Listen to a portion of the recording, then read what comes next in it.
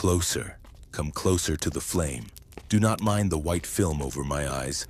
I do not need them to see you. I can hear the curiosity in your heartbeat. You want to know who I am? You want to know why a blind old man sits alone in the dark? They call me Homer. But names are just wind. Once I had sight sharp enough to count the leaves on an olive tree. But the muses, the gods of memory, they are cruel merchants. They offered me a trade. They said, "Give us your eyes and we will give you the song. You will never see the sun again, but you will see every war, every hero, and every tragedy that ever was." I took the trade, and now I carry the weight of the dead.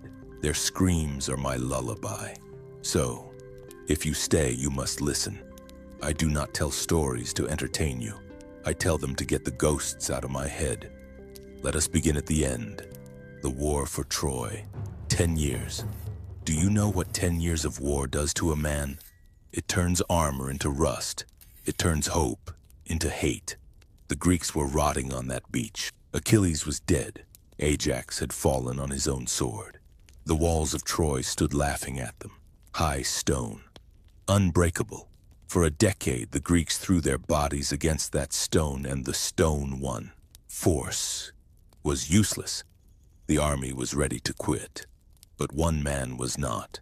Odysseus, the man of twists and turns. He sat by a fire just like this one, looking at a piece of driftwood.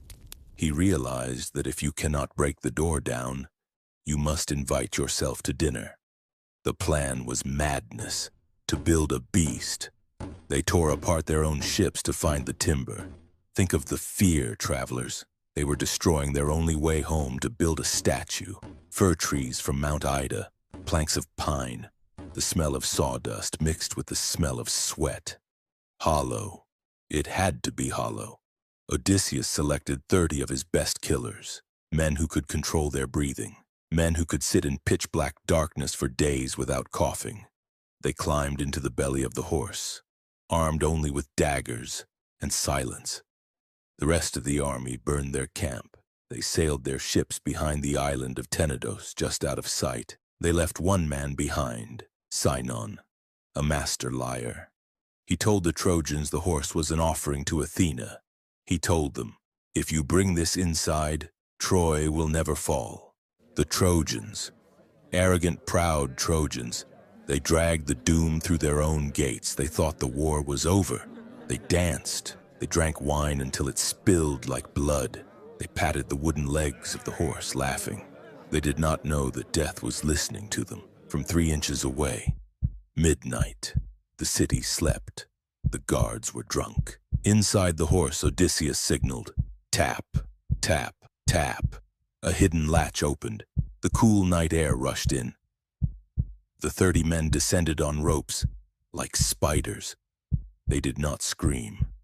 They did not shout. They slit the throats of the guards before the bodies hit the floor. They opened the great gates, and the Greek army, which had quietly sailed back, poured into the city like a black tide. Troy did not wake up to a battle. It woke up to a funeral pyre. The city burned. Priam, the old king, was butchered on his own altar. The women were taken. The gold was melted. By morning, the greatest city in the world was nothing but ash and memory. Odysseus won, but he did not win with strength. He won because he knew that the enemy's greatest weakness was not their wall. It was their pride. They wanted to believe they had won, so they invited the enemy in.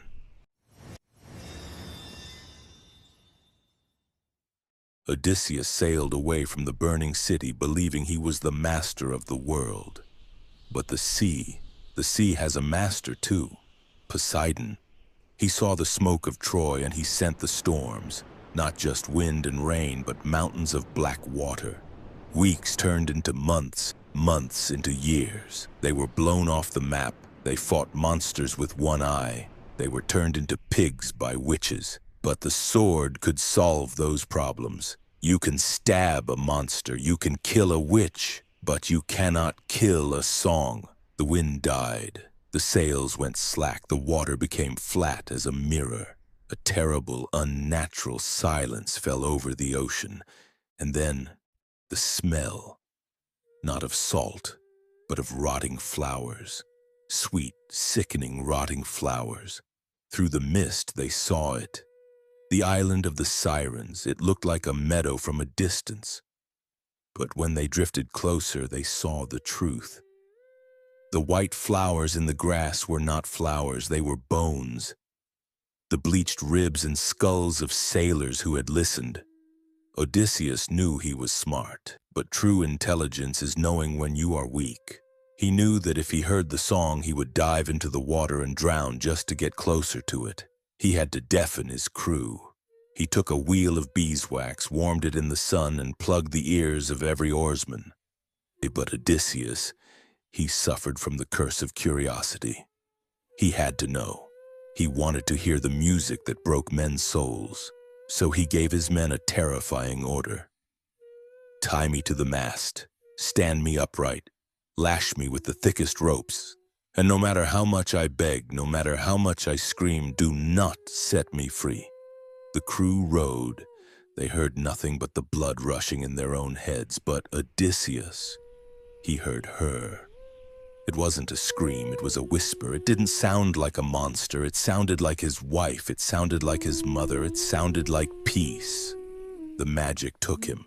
His eyes rolled back. He thrashed against the ropes like a trapped animal. The hemp bit into his skin until he bled. He screamed at his men, "Cut me loose! I command you! I am your king!" He spat at them. He cursed them. He promised them gold. He promised them death. But the men were deaf to his madness. Two of them, Eurylochus and Perimedes, stood up. They did not cut him loose. They walked over and tied more ropes around him. They bound him tighter. That, my friends, is love. Sometimes to save a man, you must ignore his commands. The island faded into the mist. The song died. Odysseus stopped screaming. He slumped against the mast, exhausted, sweating, shivering. He had heard the voice of the divine, and he had survived. But the hardest part of a journey is not the road. It is the arrival. Odysseus is about to find out that while he was fighting monsters, wolves have moved into his house. The fire is almost out. But we have one last road to walk. 20 years, 10 years of war, 10 years of sea. Odysseus finally stepped onto the sand of Ithaca. He kissed the ground, he wept. But a king cannot just walk home when his house is full of wolves. Athena, the gray-eyed goddess, touched him with her wand. She withered his skin. She turned his golden hair to gray. She wrapped his hero's body in the rags of a beggar. To see the truth, he had to become invisible. He walked to his palace. The smell hit him first. Roasted meat, spilled wine, perfume, the suitors.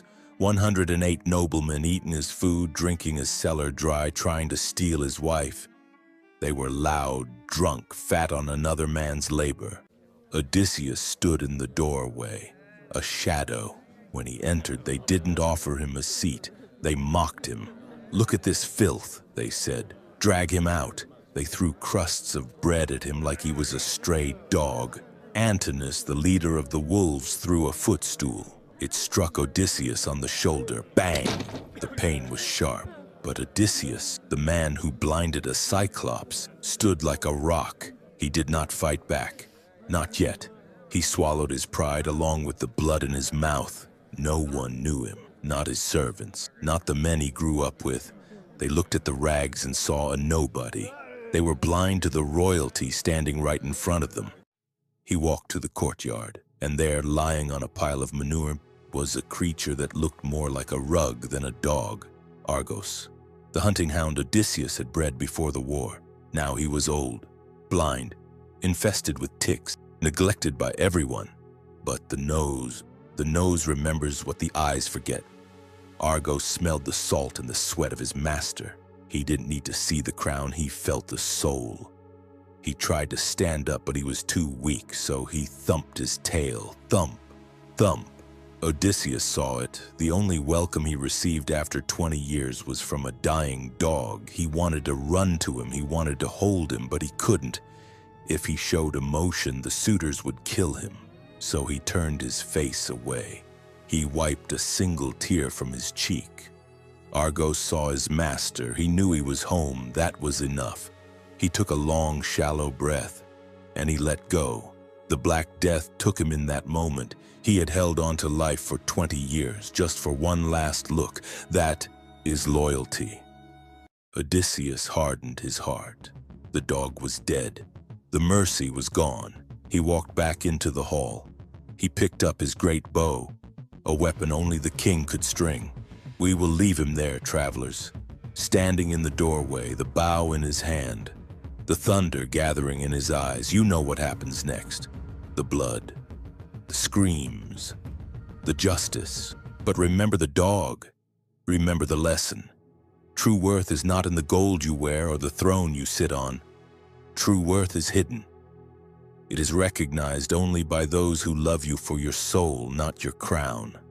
The fire is dead. The ghosts are sleeping. Go home and treat your dogs well.